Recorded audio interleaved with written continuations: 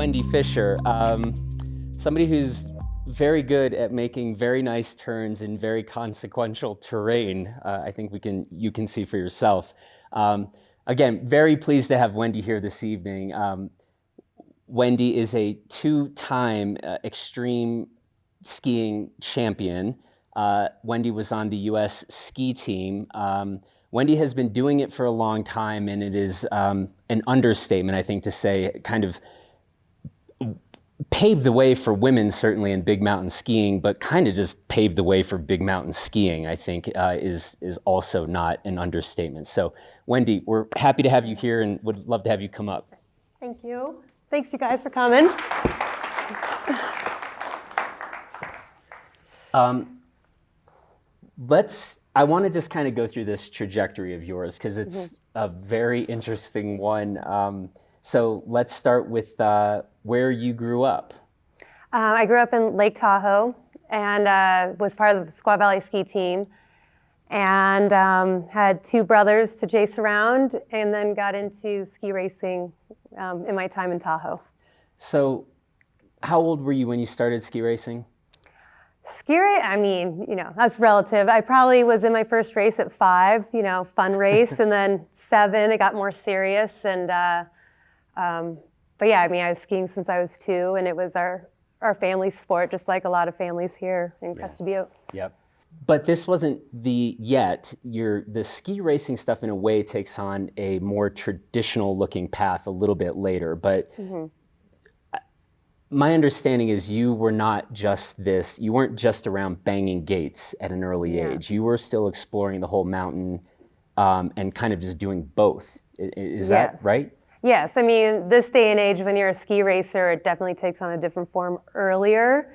That's in all sports these days, right? Everyone's trying to get their kids to be the best in the world at 7.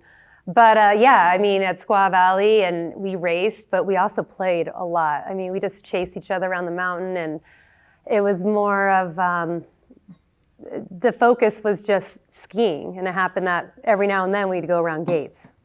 You have a moment, a big moment, when you end up going to Burke Ski Academy. But give me, what is a standout moment of yours, say, prior to Burke?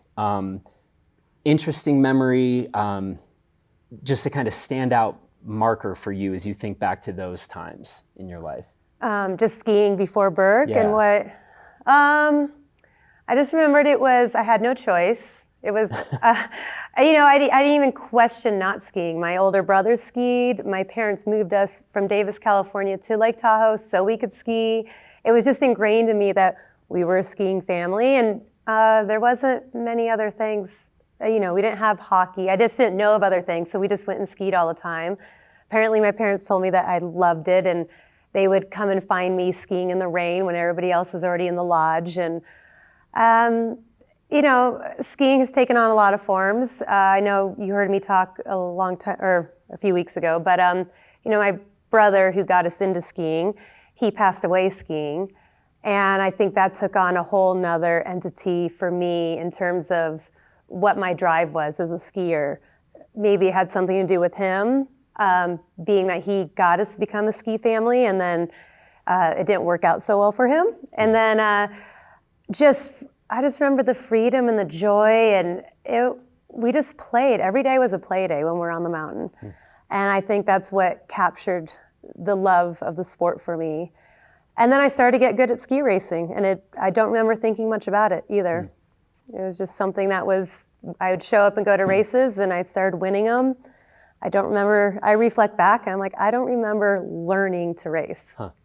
So in that sense, I mean, Burke's kind of a big deal, but that felt like just a natural next step for you. It's like, I'm one of those people who doesn't pay attention to what the big deal is. I had no idea that Burke was a big deal. Growing up ski racing, when you get to a higher level or you get competitive, skiing's not a school sport. So when you're going to a public school, the principal for the high school, I had an older brother, my parents already told them that if he missed more than 7 days in a semester, he's going to flunk or take him down a grade level. So my parents had to figure out an alternative if we wanted to keep skiing. And so my brother found Burke.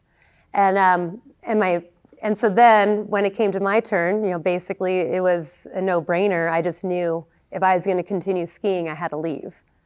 And I didn't know Burke was a top ski school. I knew nothing about it other than my brother went there, and that was where I ended up. And I never missed Tahoe. I mean, you would think, so Burke is in Vermont, for those of you who don't know it, the Northeast Kingdom, in the middle of nowhere, sheer ice, sometimes you get rain. And I never missed squaw. I never missed Tahoe once. I was in a new element. We worked out very hard. I loved working out. I loved challenging myself as a ski racer. I definitely went in, I knew I was going into my freshman year, I was one of 6 girls. And I knew, my parents told me that the class I was going into, every girl was the top girl from their division. So I knew I was definitely entering something competitive, but it didn't scare me. I mean, I wasn't dreaming to be a top level racer. I was just going through the motions. Huh. You just were happy to be skiing. You're still skiing, you're still racing and training, and you were into that. Yeah, I was into it, yeah.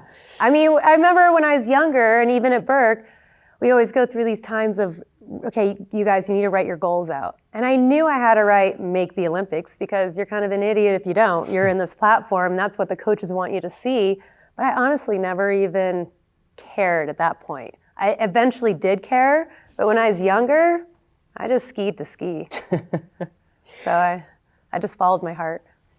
We've talked a little bit about the actual school part, and turns out, seems like the racing came a lot easier or more naturally for you than some of the educational structures and systems that we were, some years ago. It was kind of, there's more of there's one way to do things, and that didn't necessarily line up so well with you. Right. Do you want to talk a little bit about that? Yeah. So I struggled in school, and I knew I was a standout student who always had to be pulled out to the side and take extra tests, and I had untimed tests, so I had untimed SATs, but it was just apparent that I wasn't a natural student, and it got to me, and I did not enjoy school, and so I really struggled with it.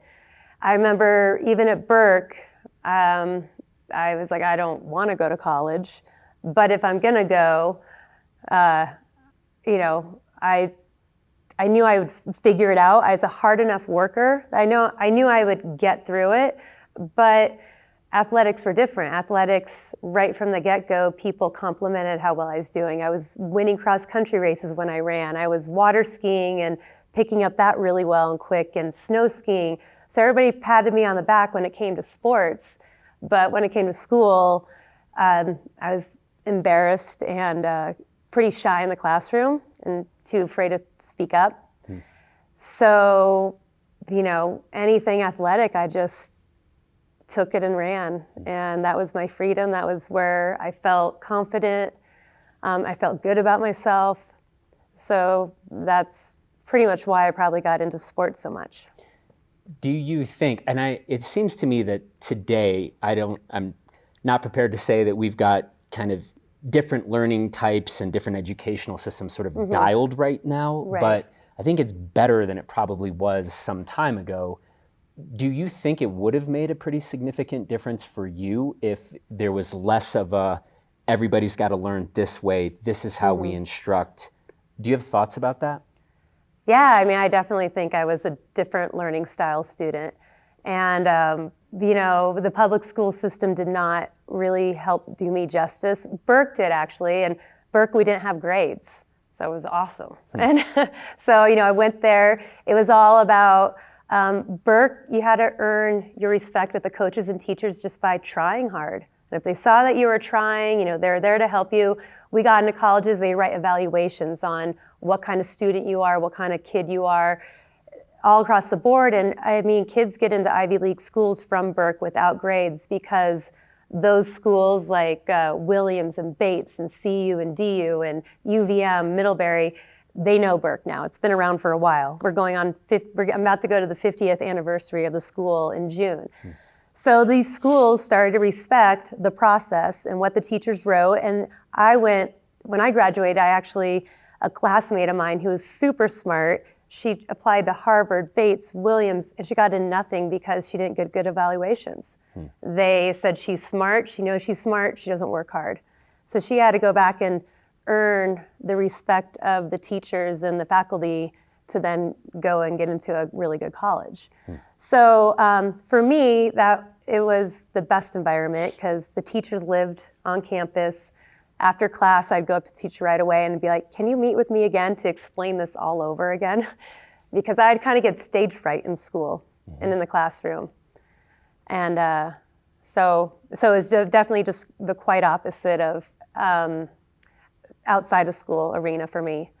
But yeah, I don't know how, just no one ever patted me on the back that I was a good student. So I just transitioned my life to try to find where I was rewarded. There's an interesting, I know this anecdote, which is really interesting, the way that, you were like, look, if there had been more encouragement, perhaps on the school side of things, that may have been a bit different in terms of your own, how you felt about it, and your own kind of confidence in that, and you're drawing that parallel to in your athletic career. But there's a funny thing where you had told me that after Burke, I think, you found out years later that you know where I'm going with this story. Tell me about this, because I think it's easy for us to look at you in hindsight in this remarkable career and what you've done and sort of put you in the like, oh, you're just a natural, everyone always just saw this talent and this work ethic and the like. That maybe wasn't true in every single case, though. Right. So when I went to go to Burke, Burke is in Vermont, like I said, and I'm from Lake Tahoe, the West Coast. And Burke, the faculty, the headmaster, they didn't really respect us West Coasters because we don't work as hard and we're a little more laid back. And so all the girls, basically, I don't know if you guys have heard of Shane McConkey. So Shane McConkey went to Burke too. He's a year older. So he was from Squaw also. So we were the West Coast kids, and everybody was from either East Coast Canada or New York or Vermont, Massachusetts. And so I was coming into a class of the top girls who were all from the East in different states. And I was the top girl from the West, and the headmaster and the coaches told my parents that probably they shouldn't send me to Burke, and if they did, I wasn't going to last for more than 2 years because they didn't think I'd ever be strong enough. I mean, basically my legs were the size of my arms. I was a string bean, no muscle, and they just didn't think, one, I was from the West Coast, that's a check against me. I was unusually skinny, and they already had all the top girls who they thought were going to be the best for the school, and I was counted out. So they told my parents this, but my parents didn't tell me until after I quit my ski racing career. And the headmaster even told me it. And I just remember my parents told me that they didn't think I was gonna last for more than 2 years and not to even send me there. I ended up making the US ski team my sophomore year. And I was one of 2 girls in my class to go on to the 92 Olympics. And, still, which we might get into kids, I mean, I had parents all the time who are like, oh, because you were good, your kids are going to be good, or my kid this. I'm like, you never know. You can't count anyone out ever, because here, supposedly the top academy in the country, the coaches counted me out. And if I knew that, I do question where my mental state would have been going into my racing career at Burke, knowing that people were doubting me in that way. But and so I just naturally worked hard and naturally started kicking some butt in the East Coast. It's a great lesson, I think, about the power of encouragement and the power of not encouraging. And we better be real careful on those fronts. Definitely. Let's talk about the U.S. ski team. That's an interesting chapter of your life. You are at Burke for 4 years and then stick around in the PG program. Yeah. Mm-hmm. Which that was a good time of life. As ski, train, that's about it. Yeah, your food, your meals were made, you just worked out, All they expected out of you at Burke is just work hard, and that was easy for me. Talk to me a bit about some of that as you think back about that, your years on the U.S. ski team. Mm-hmm. Highlights, biggest lessons learned? Highlights for me being on the U.S. ski team was just traveling the world. And I tell people, when I was younger, we had to do career reports, and I wrote 2 career reports on being a stewardess or a flight attendant, is what they call them now, because I just wanted to travel. That was what, I guess if I was going to have goals, my dream was just to travel. So when I started ski racing and I made the U.S. ski team, I was like, so in a way, kind of wanting to be a flight attendant to now I'm getting to travel the world. That was actually what I wanted to do in life. And so when I made the team, I just loved traveling, loved the girls. Half of the girls I was on the team with, we didn't all love each other, and just, I don't know, I love new experiences. And so every day I had to learn to travel on my own at a very young age, become really independent. There's just so many highlights back in the early years. And then definitely through the later part of my career was when things got complicated and just more challenging. Talk a bit about that. I mean, I've heard you talk a bit about sort of the longer you're on the team, the sort of higher the expectations become. There can be a bit of an isolating effect to this. Well, the U.S. ski team's funny. It's the U.S. ski team, but it's a team full of individual athletes. So you travel together, you room together, you eat together, you're driving in the same vans together, unless you're Lindsey Vonn, which back in our day, Peekaboo Street was my era, Tommy Moe, if anybody knows about ski racing. We didn't get the luxury to hire our own coaches and to branch off the way that they can do it now. And you definitely have to be the top and able to do that, because you need to have the finances to get your own coach and to travel away from the ski team. They make it very difficult. So you have to have, your coaches are the coaches that they pick. At Burke, if I didn't like the coaches, I could have gone to a new academy, or a different ski club. When you're on the U.S. ski team, you're stuck with those coaches, and you're stuck with your team. So yes, at first there was a bunch of us younger girls traveling together, and half of them were great friends, half of them, whatever, I didn't need to interact with them. And then as you start climbing the ladder, I kept skiing well and going, higher and higher, and more people get kicked off the team or quit. And as that started happening more and more, and I realized some of my close friends were gonna get kicked off or leave, I remember feeling desperate internally, going, oh my God, I hope she beats me today, because I don't know what I'm gonna do when she leaves. Because now it's business. And I didn't really understand that, because I skied, my whole career was because I loved it. I loved working hard, I loved traveling, I loved the challenge. And it was with a good group of people, and then all of a sudden, you didn't have your posse or your friends, and you have to figure out how to kind of be independent and think for yourself. And now you also have coaches who might not give you the pat on the back that elevated you before. And so towards the end, it just became very challenging, because it wasn't a very team-like environment anymore. Yeah. You had, I think, a pretty important meeting with Kristen Ulmer. Yeah. And when does that conversation happen in the midst of what you're describing right now? Yeah. When you're finding the U.S. ski team stuff to be pretty challenging and rather isolating. Right. You have a conversation with Kristen, who I guess is telling you a bit of what she's got going on. Yeah, I remember I met Kristen Ulmer. She was at my house with a trainer who lived in my hometown with the U.S. ski team, was friends with her. So she came over and she started telling me about her lifestyle and how she just goes and travels and skis and powder skis. And I was like, wow, that sounds really intriguing. And it definitely got in my head, and then Shane McConkey was starting to branch off and do this stuff, and that was just something we grew up doing. I didn't look at it as it was a career or something you could branch off to. So, I probably ski raced for a few more years, but towards the end, I started daydreaming about the days that I used to just ski at Squaw with my brothers, with my friends, and how much fun it used to be.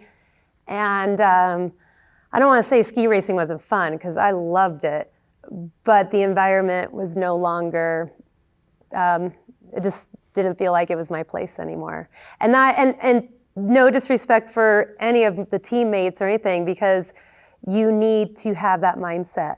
And that is what weans out the people who are not 100% committed, or maybe I feel like there's 3 elements to be a top athlete: natural talent, hard work, and then what's in your head.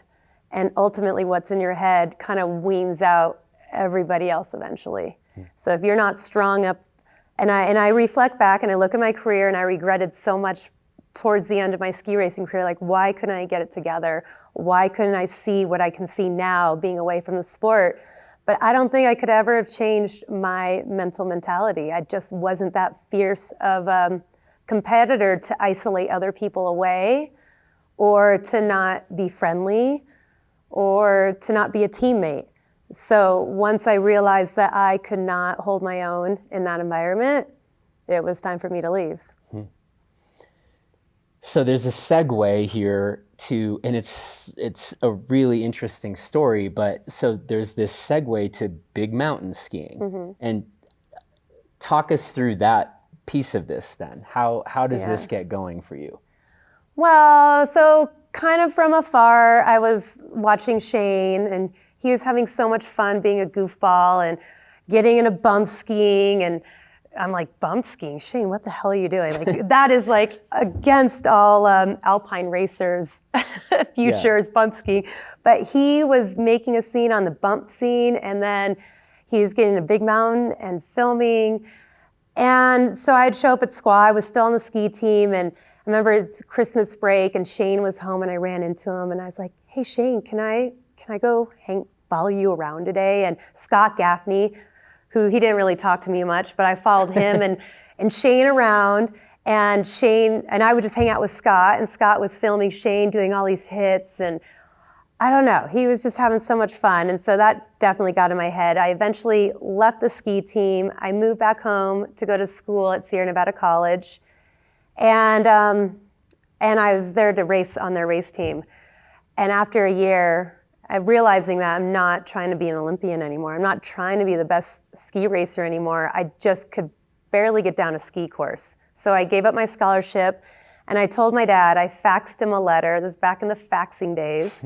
He worked in San Francisco, so I faxed my dad a letter, and I said, I'm giving up my scholarship, I'm quitting school, and this is in December, and I'm hitting the road to ski one last winter, because I'm never gonna ski again, but I want to have fun before I hang up my skis. I'm going to find a place to get into mountain biking and go to school.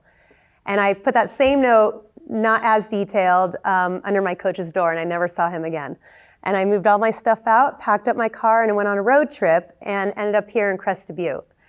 And the extreme comp back in '96 was a few weeks away, but I started free skiing, and people were talking me into it.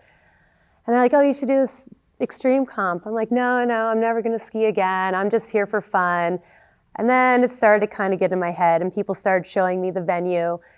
And so I entered the contest, and I had never seen one before. I knew nothing about it, but everybody showed me on the head wall, for all you guys who know the venue or the ski resort.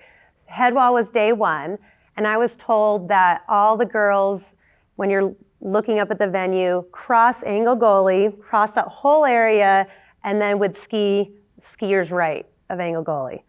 I'm like, okay. So I warmed up there a little bit, and then contest day comes.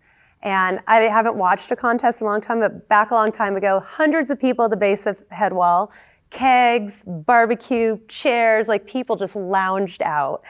And we get 2 runs. So I went where all the girls went, and all the girls went there. Everybody skied beautiful. You know, it was nice. I think I was in second or third. Now I'm at the bottom, and Shane was there. And I start watching, he's running later, so he's hanging out at the bottom. And so we're watching the guys come down. And I don't want to disrespect, because I know everyone skis different, and now there's new school way of skiing. But I came from a very, you know, trained, rigid background. And these guys would start skiing down, heading right to the skier's left of angle goalie, airing in, shooting out, just doing all this crazy stuff. And I'm with Shane. I'm like, oh my God, Shane, I'm a better skier than that guy. Can't I do that? He's like, yes. And then another guy would come down. I'm like, that guy sucks. Can't I do that?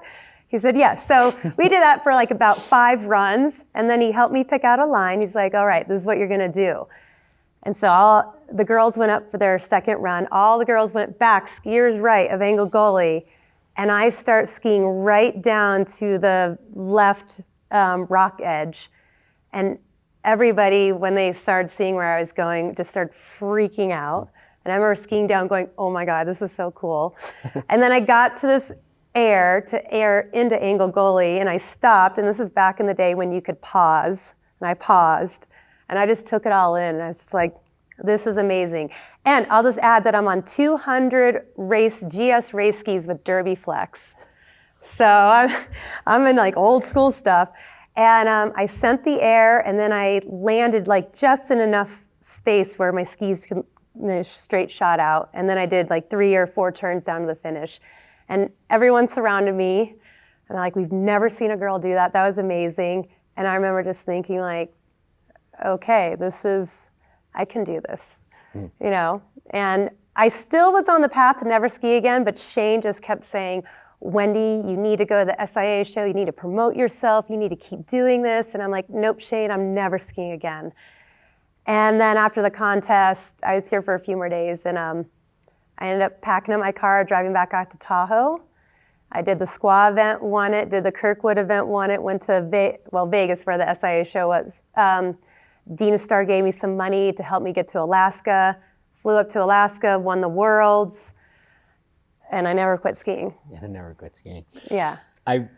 This idea of, you just had me thinking that like every time in life where you're like, oh, I'm not sure I can do this, if like Shane McConkey just walked out and was like, no, you got this, you know, like yeah. how we'd be all better by like 150%, I think. Totally. So yeah. you got that experience. So. Right. And then again, it's the pat on the shoulder. I mean, from that moment on, from that run of everyone surrounding me, that was growing up, right? I was getting good at ski racing. People would say something. I got good at water skiing, and that was my other sport. I ran cross country, and I won.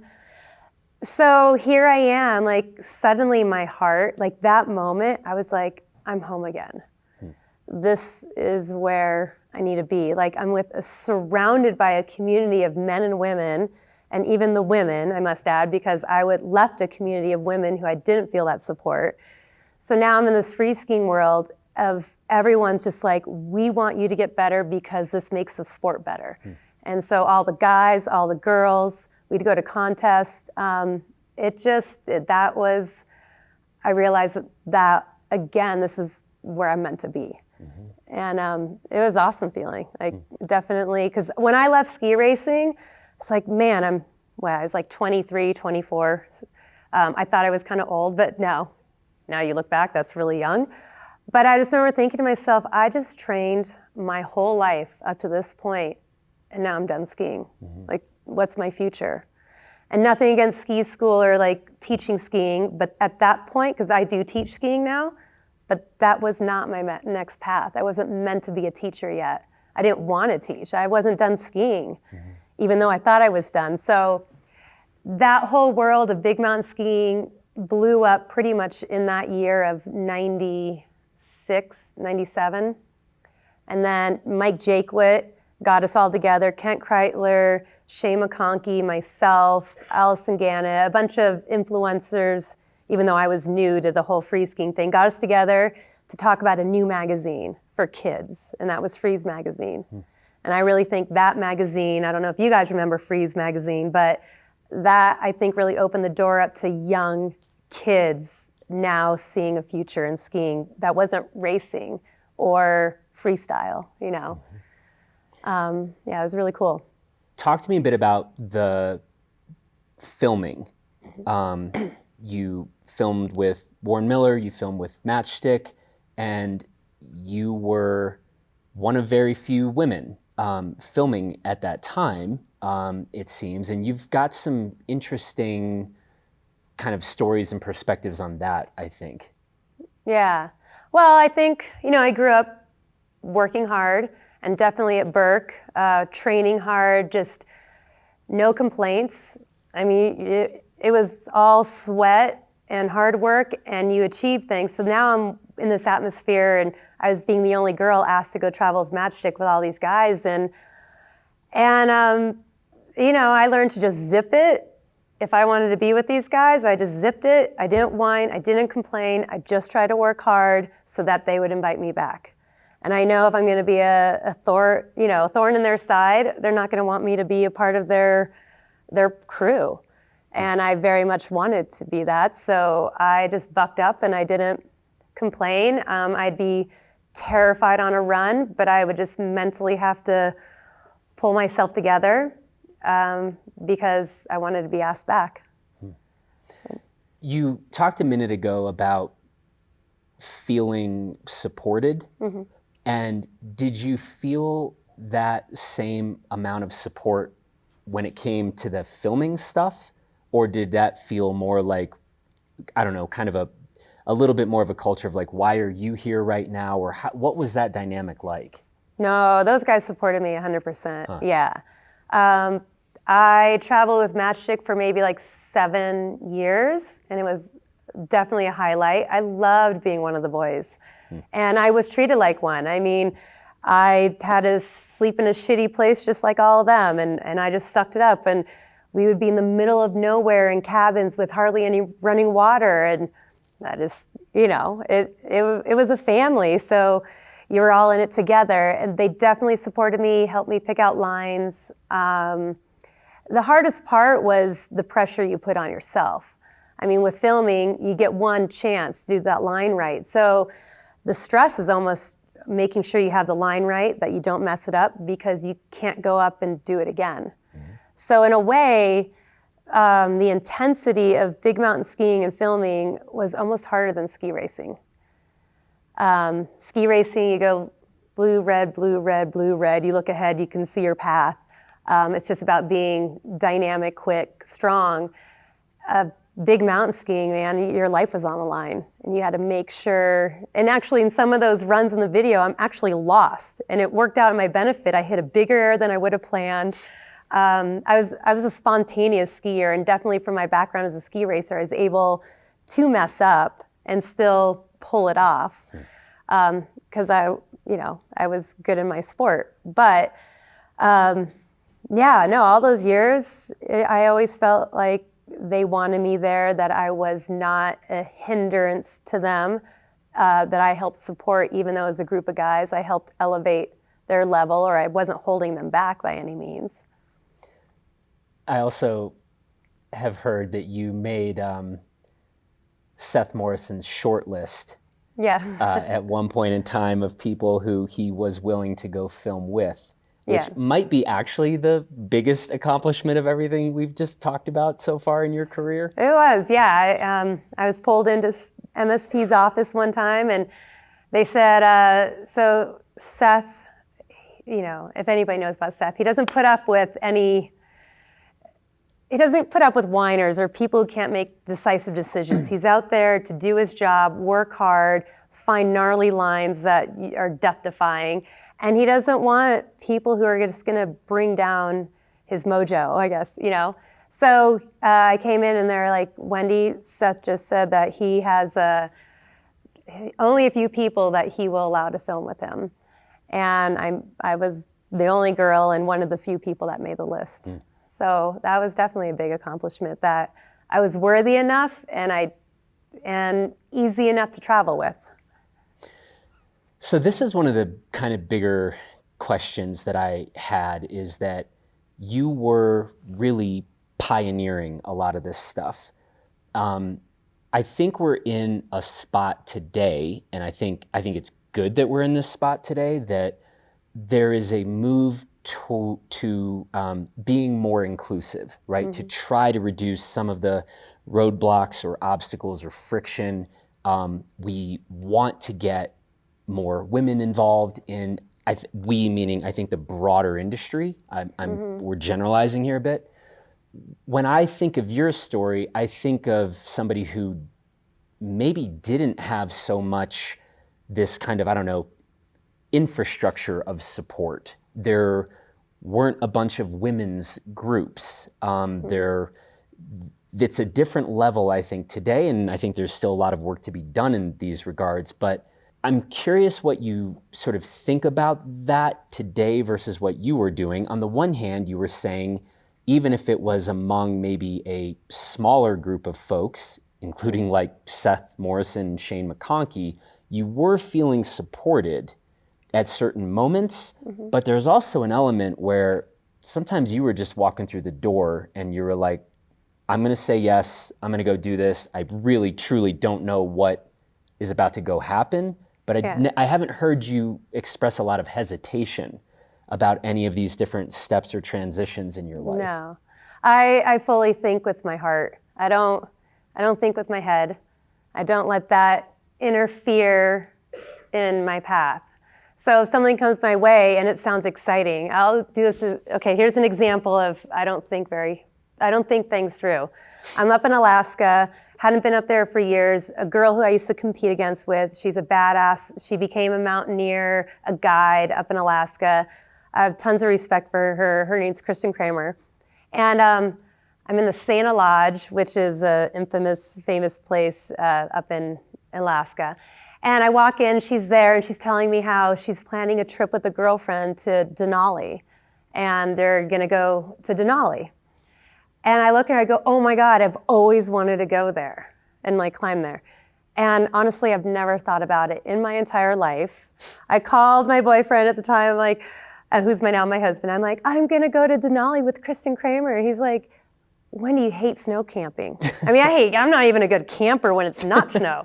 And he's like, and you hate the cold. And that's one of the coldest places. I'm like, isn't Everest colder? He's like, no. And so here, it just sounded exciting. I'm like, I don't like to miss out on things. And when it comes down to something, and it could be off the wall, something I've never even heard of, I'll just act like I have, and because I don't want to miss out. I'm like, I don't know. I feel like it's worth trying something always once. And if it doesn't work out, you don't have to do it again. And so yeah, I was just someone, when an opportunity came my way, like filming with Matchstick, if they invited me, I just said yes. I will figure it out later. Still to this day, things come my way, and I say yes, and I know I don't have to worry about it until the time comes, and when I'm in, now it's like go time, it's that day of whatever I said yes to, I'll get a panic, I get scared, but I'm like, I can get through this. Like, it's not the end of the world, I can get through this. So I usually just wait until the day to kind of figure it out and see what happens. So I'm very much spontaneous. So what I think a couple refrains that we've heard tonight, work hard, say yes. Yeah? Definitely, yeah. And there's a third component that, if it hasn't been said as explicitly as those first two, we also haven't heard you, again, be afraid of failing on any of these fronts, or at least I haven't heard you say that yet. No, I'm okay with failing. I don't know, failing when it comes to trying something that seems really cool or exciting, and I failed, like whatever, at least I attempted it. I'm not afraid of making a fool of myself or doing something that people might laugh at. I just don't, that's not a hindrance. That doesn't stop me. Like to have someone maybe laugh at a mistake. I mean, oh my God, I could tell you can I tell a few funny stories? Sure. So Crested Butte, I don't know, you got Paradise Lift. It used to have a midway station. So once you get up to that crest and you can get into cell service, there used to be a midway station. And it was a huge ramp that they built. So it's not like you were going to the snow level. You were on a ramp that you would have to ski down. And we were here for the U.S. Nationals in 1991 when I was ski racing. And back in the day, or still today maybe, it was really cool to ski with your suspenders down. And my girlfriend and I were skiing, and we were on the Paradise Lift. And right as we get to the ramp, she's like, let's get off here. I'm like, okay. She got off, I did not. My suspenders were hooked on the corner of the chair, and I'm about 15 feet up in the air now, flying like a really ratty Superman. And they stopped the chairlift, and I'm just swinging all limbs, and my suspenders is when they make clothes really good. We're just hanging on. And then I just stopped, and the guys behind me are like, look, that girl's on the U.S. ski team, because I'm all decked out U.S. ski team outfit. And I'm just like, oh my God. So then I kick off my skis and I throw down my poles and I crawl up and I unhook my suspenders and I have to slither down and jump down. But that's probably the 5th time I fell off a chairlift. And so, I mean, I think that's still one of the funniest, awesome moments of my life. I'm like, that was awesome, you know? Because you can't laugh at yourself or appreciate the dumb things you do. You're gonna struggle. Like, you just have to let that stuff go and find the humor in it. And so, yeah, I've failed a lot. And a lot of the failures are in Alaska where it's not funny, where you just get pummeled. I mean, I've been in avalanches. I've failed going off of, big airs wrong. But I don't know, it's never bothered me. Do you think that's a natural disposition, or do you think that that's something that you've, I don't know, like gotten better at over time or learned? Like, you fail, it's not that big a deal. Or the rewards outweigh the risks, or... I don't know, I think I was kind of klutzy when I was younger. So I think I grew up kind of like being the dorky goofball person. I was very hyper, I was always kind of spastic, so people did laugh at me a lot because I would just do stupid stuff. But so I don't know. I guess I just embrace that that's who I am. Because it's weird, because if we go back to the school part, I mean, I didn't embarrass, I barely would talk, in a classroom. Because that area, I didn't like to embarrass myself because it meant you weren't smart or you lacked an IQ or whatever it was. But in the sporting world, if you didn't try hard and weren't willing to risk failing, you weren't going to get better. Mm-hmm. And so I definitely had no problem because that was my arena to shine, and I'm going to fail, but it never bothered me. As always, we want to give you a chance to ask some questions. So be thinking of those questions. And as always, if you don't have questions, we'll turn to our main man, Marcel Proust.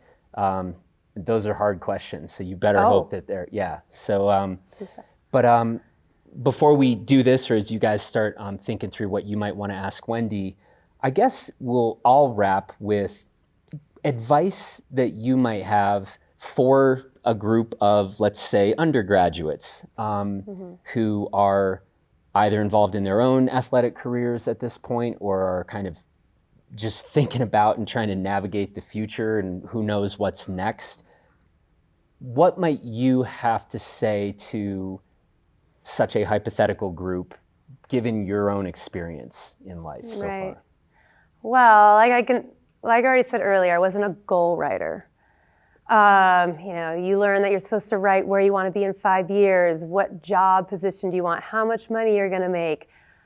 I can tell you right now, every contest that I ever did in whether it's ski racing or big mountains, I remember we'd go to a big mountain competition and it was like, what's the prize money if you win? And I'm like, I'm not here for that. I'm here for the pure joy of competing and challenging myself, and I'm with these group of people. So I didn't base anything off of other than fun factor. And I know that's not a great way to tell someone who wants to be a lawyer or doctor. I mean, I think that's a different mindset altogether. The instant my heart started to just waffle or start to ache in pain of just like, I don't know where I am right now. I don't know who I am right now. I would tune into that and be like, what's wrong? Why am I not happy anymore? What's triggering this? And I think I learned this from my ski team years when it became very isolating. Like, you have to be your own advocate. I didn't have anyone to talk to. And, that's a whole other conversation of trying to get out of depression or,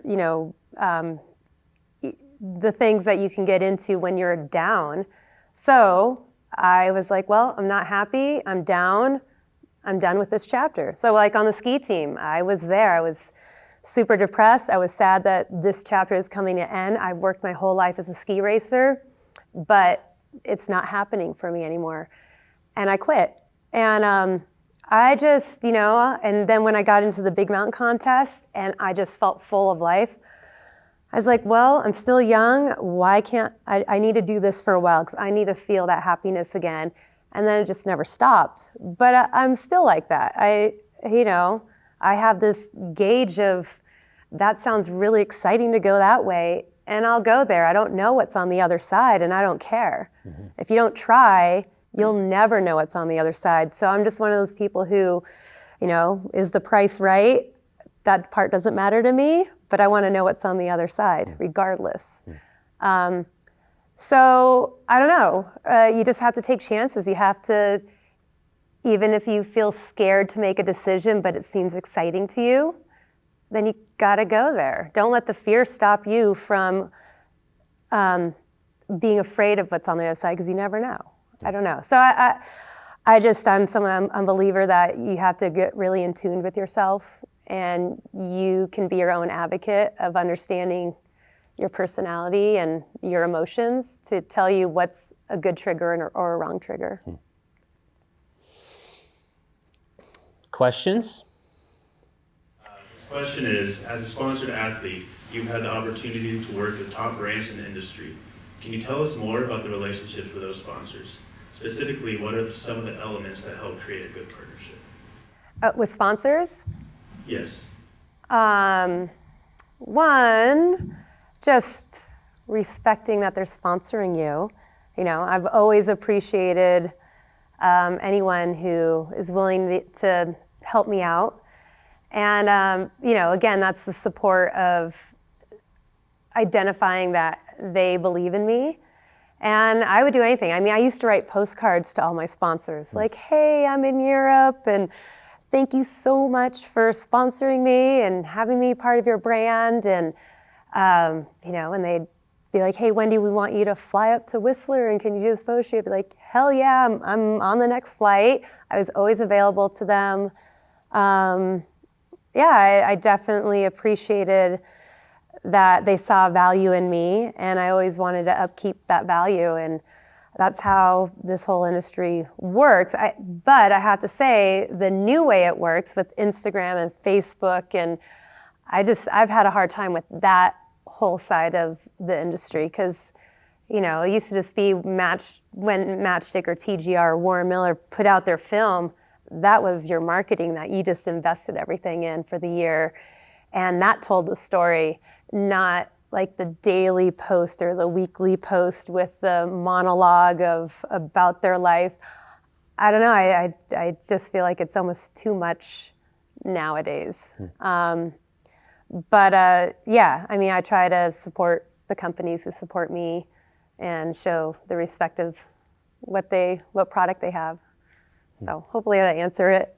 By the way, on that front, I hear and talk with a number of different companies where, on the one hand, what you've just said sounds to me really simple and straightforward, and it is definitely not always the case, right? And so I would take to heart anyone who just heard Wendy say, like, trying to be helpful and hearing where you can be supportive of those companies.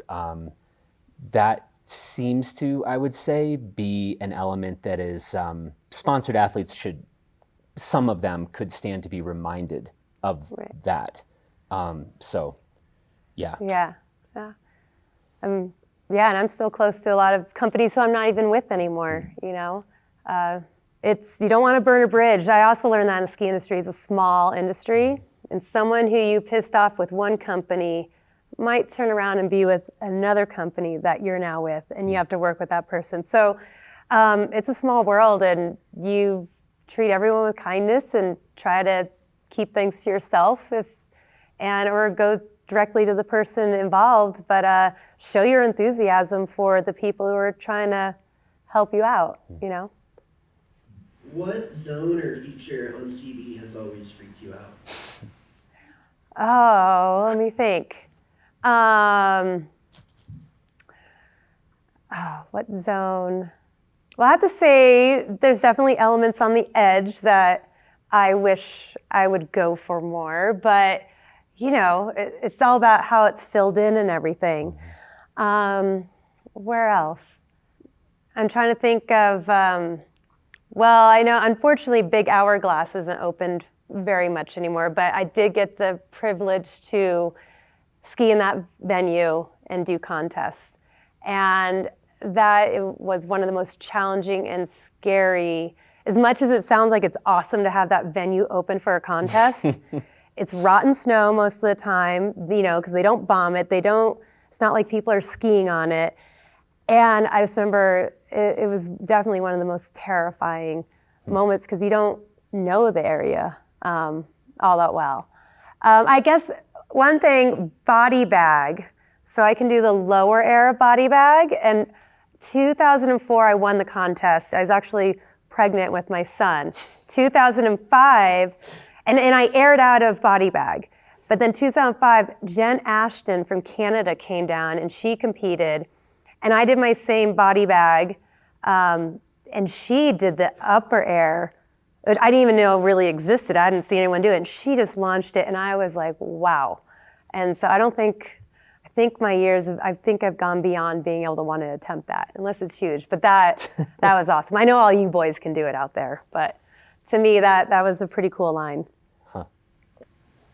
So the Freeride World Tour just announced equal prize money for men and women in all categories. And even though you said prize money wasn't much of an incentive for you, I'd like to hear any of your thoughts on what impact that might have on the sport. Well, I think it's awesome. I mean, I always wish that was happening for me, but honestly, I also couldn't dwell on the fact that I wasn't getting equal pay.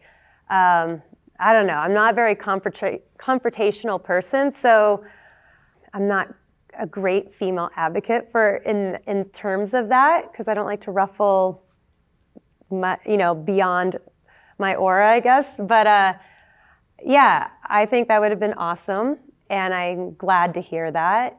It still wouldn't change what I would ever even plan to do in a contest or not. I mean, I always try to plan. After that very first run in '96 in the extremes, when Shane helped me pick out that line, my lines were always about trying to ski something super technical, have an air. I wanted to challenge myself as a female skier, and it would frustrate me. Sometimes the lines that would win would be the big super G, flash run that someone would do. Meanwhile, I was billy goating into some manky stuff, and I would get hung up, and I wouldn't win. But I was okay with that because I felt more reward out of challenging myself than to go pick the easy line.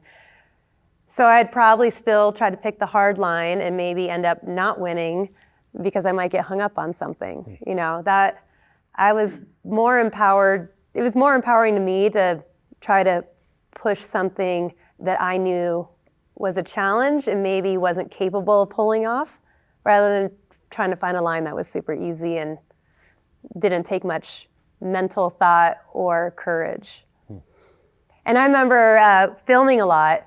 We'd be on these peaks. I'd always be terrified. I'd ask myself, why do I even go on these film trips? I'm always terrified. I just want an easy day. One day, I wanted an easy day in Alaska. That was my dream. Someday not to be scared. Well, a bunch of us, as a non-filming day, we got a ship together of friends, but the avalanche conditions were dangerous. So we had to ski kind of low angle, mellow stuff. And I was kind of relieved, like, oh God, great. I get to have a mellow day. I was bored out of my mind. I was frustrated all day long. And so here I wanted that easy day, but I don't like easy. Like I thrive on challenges, which is why I consider Crested Butte to be one of the best mountains anywhere. I mean, we're small, but I don't want a big open bowl. I don't want to go to Vail and ski. I don't like having no obstacles in front of me. I like obstacles. I like rocks. I like trees. I like to think about every turn. I like steep pitches. And so that one experience, heli skiing in a mellow terrain, I was just like, I'm not meant for mellow. I need challenge. And so that's why I think we all live in one of the places that has one of the best resorts or some of the best terrain. What is your favorite zone to ski in the world? In the world? Oh my God. Well, that's hard. One, okay, as you can already tell, I'm a people person. Like, I have to have good people around. I mean, this is another thing. You could be in the biggest resort in the world, but if you don't know where to go, it sucks. Unless you're with the right people to show you the nooks and crannies, right? Like, Crested Butte's small, but it has amazing stuff. You could be in teen France and not know where to go, and I could have a boring day. But one of the best, I think, trips I ever had, with amazing camaraderie of people, awesome snow, like everything just lined up perfectly, was Las Leñas, Argentina. It was insane. And the terrain there is mind-blowing. It's one of those hidden treasures, but it's hard to get to, like here, but even harder. It's windy. So there's this one lift, the Marte lift, that you are hoping is going to be open because it gets you to all this awesome stuff. If it's windy, it won't open. They're not on it in terms of like ski patrol bombing things. There's a little safety factor also, but it's by far one of the most amazing venues that people don't know about, What is one of the funniest Shane McConkey stories you have? I know it's a little touchy subject, but anybody that's been impacted by Shane, I feel like has some kind of hilarious story. Would you be willing to share that? Yeah.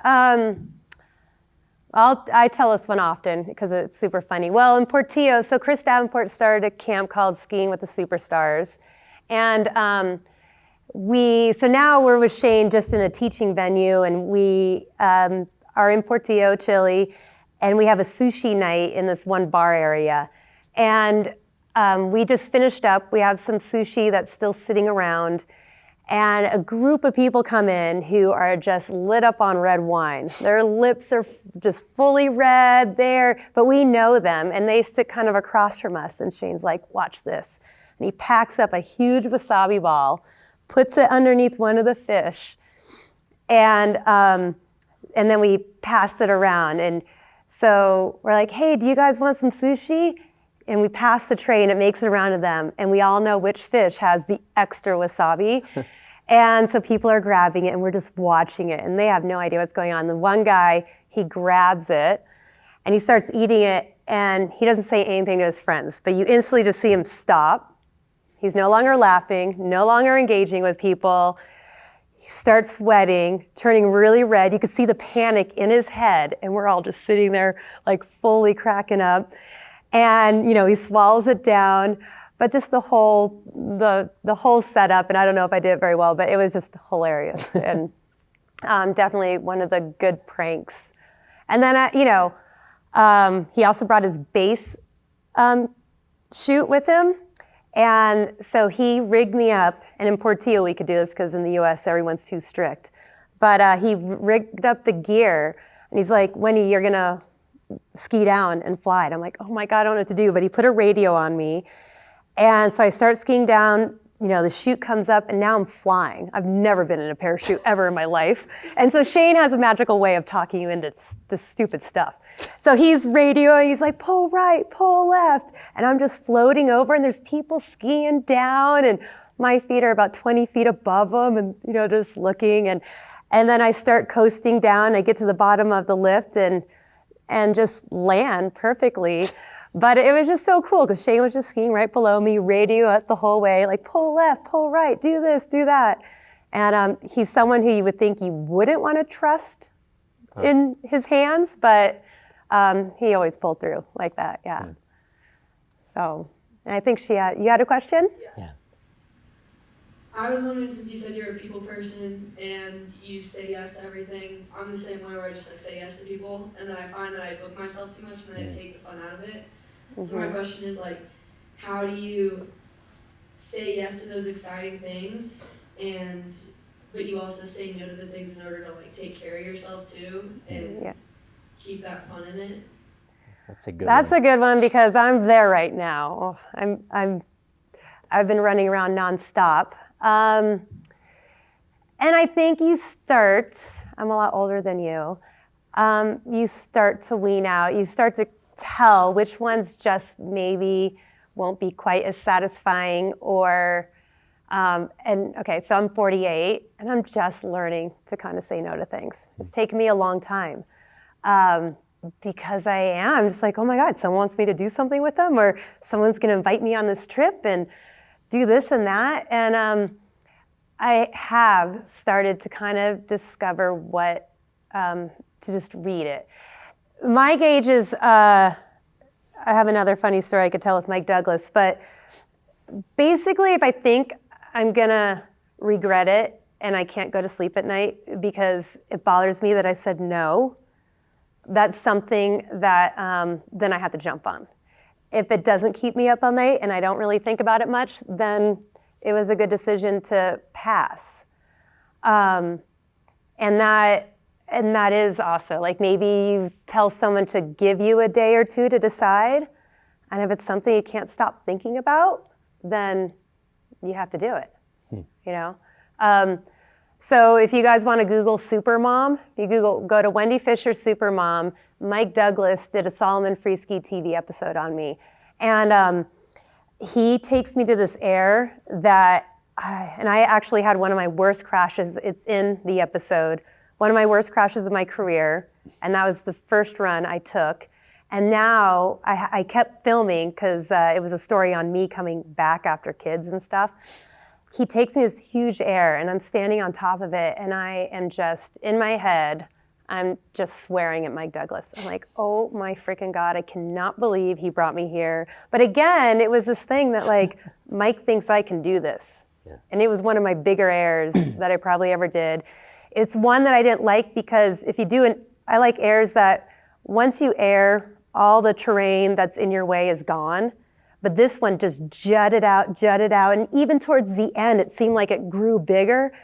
And so I had to make sure I cleared it all. I'm like, oh my God, I have to clear all that. And what if my feet hit the rocks towards the end? And all the stuff's going in my head. He starts calling me, he sees me hesitating. He just starts calling me every horrible name that you can imagine, which I know offends some women, but to me, I knew what he was doing. And I said that, I was like, Mike, I know what you're trying to do. He's calling me the worst lame names ever. And I'm like, I know what you're trying to do and it's not gonna work. And then I just stood there and he was quiet for a while and then he said, just think how happy you'll be. And I was like, oh my God. And that was the trigger. I'm like, if I walk away from this, I'm gonna have nightmares for weeks, months, years. It probably was out of the blue come into my head that I walked away from that air and I would regret it. So I was like, well, I already ate shit once today and it's nothing but powder down there. What horrible thing. This is also what I gauged when I did my contest. I would look at an air and be like, will I die? I don't think I'll die, but I might break a leg and I might break an arm. I've never broken anything. So I still, the only things I've ever broken are my thumbs, and those were my ski racing days. So I looked at terrain and I say, will I break an arm? Could I break a leg? Yeah, sure. Who hasn't broken something? You know, that happens to a lot of people. So when Mike pulled that, he's like, just think how happy you'll be. That is me. Like, if I walk away from this, I'm gonna regret it and it's gonna hurt. It's gonna hurt my heart. I'm gonna have like tons of anxiety and angst that I walked away and I did it and I stuck it. And I'm like, oh my God, thank God I did that. So that's, you know, I knew if I walked away from that air, I would be challenging more in the long run. And if I fell, whatever. So I don't know. So you just gotta sleep on it. And I think as you get more into it with all these opportunities, you're gonna figure out which ones are just a waste of time and not that exciting to you. Yeah. But yeah, you can't spread yourself too thin where it's just not fun anymore. So I'm wondering, where is skiing, where are you at with skiing now? Is it still a career for you? How has it evolved, and what is the phase of skiing for you right now? So yeah, if someone asked me to be a part of a movie, I would, because I'm a sucker like that. If Warren Miller, like I almost was in the Warren Miller movie last year, but the dates didn't work out. But I'm like, yeah, I'll totally go. Like I was just in Aspen and went out with a photographer for Strafe to try to get some photos that I could maybe post here and there and just to have.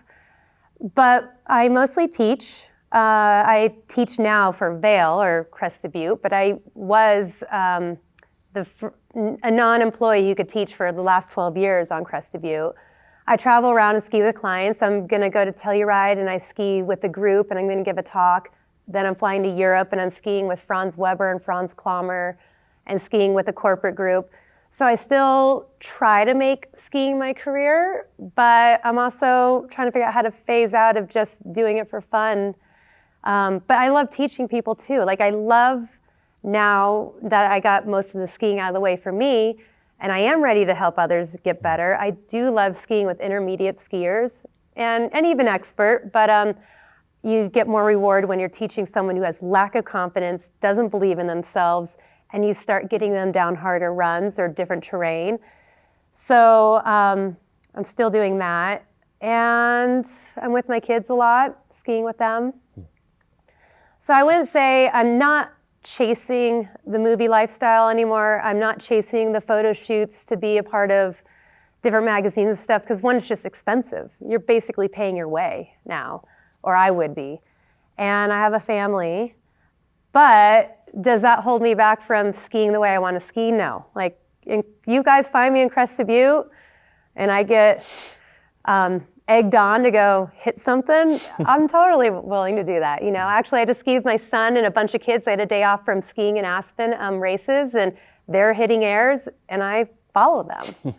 That's my skiing style. And that is also, just to get back to kids, is now that I'm older and I'm with other moms or husbands who talk about their wives, and a lot of them say, oh, my wife used to do this and she used to do that, but then she had kids and now she holds back.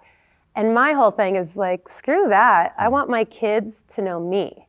And I don't want them to hear about what I used to do or how I used to be. I feel like I'm dead. So I ski with my kids and I still want to charge and let them see the type of skier and personality I am, not to be the one that sits on the sidelines because I'm too old or I have kids now and I need to be safe. And that's the whole thing about the supermom thing too. Right before I eat it really bad, Mike Douglas asked me, he's like, what about the kids? And that upset a lot of people. They, wrote in saying, how could you ask that question? I knew it was coming. I'm like, that's part of the deal. People rip on Shane for doing what he did and he had a kid. That's our lifestyle, and I'm not saying I'm going to risk my life, but you still got to live, and I want my kids to see me living to the fullest, not being afraid of life. One of the things I think is so interesting about you and your story and your experience is I really kind of get the sense that every single one of us in this room could pick up on a different element of your story and something you've said, and we might all end up with different takeaways. And I think that's really interesting. I think for me, the strength of your kind of internal compass is kind of one of the most interesting takeaways for me, that there's nothing about your story where it felt like someone said you couldn't do this, and so that was the end of that. I mean, there was just this pushing forward, but it was mostly governed by like, is that interesting? Will it make me happy? If I don't do that, will I live with regret? And those are interesting ways to make very basic day-to-day decisions, and it has nothing to do with salary, and it has nothing to do with the amount of prize money and the rest. And I think that there are really important, interesting things for us to think about in our own lives, and whether we might want to have our own internal compass kind of calibrated the way you have in your life. And so for that, I'm really thankful for having you, that you would come here and share that story and that experience. And I have no doubt that the next week and next month and next year are going to kind of operate for you exactly in that same way as you've been operating. And I'm, for one, very happy about that. So, well, thank you. Thanks so much for coming, Wendy. And thanks for sharing, again, your remarkable story. Well, thanks for having me, and thanks for putting up listening to me. So thanks, everybody.